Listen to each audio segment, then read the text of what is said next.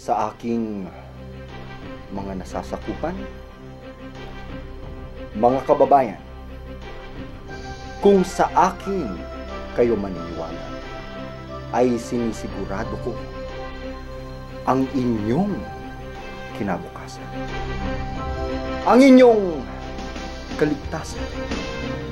Sapagkat ang tinuturo ko, ang pinapangaral ko, ay ang tunay na Diyos, ang Diyos na totoo, ang Diyos na Ama na ang pangalay Jesus, ang Diyos na Anak na ang pangalay Jesus, at ang Diyos Espiritu Santo na ang pangalan ay Jesus. At yan, nasa Biblia! Nasa Biblia!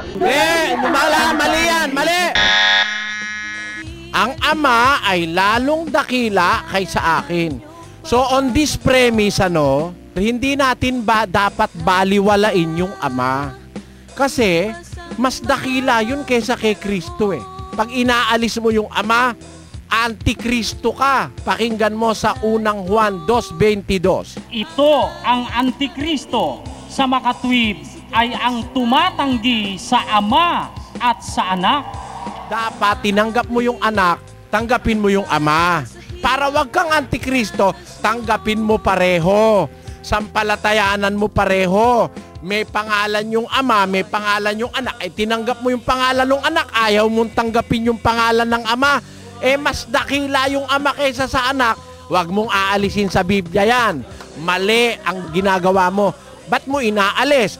Naturuan ka ng mga Amerikanong walang malay sa Biblia. Napulot mo lang yan, di naman sa'yo galing yan eh. Eh yung pinagtuturo niyan, yung mga oneness sa Amerika, minana mo lang yan, kaya hindi mo naintindihan yan tinuturo mo. Kaya kung mamana ka kapatid, bumana ka na ng maganda, wag yung masama.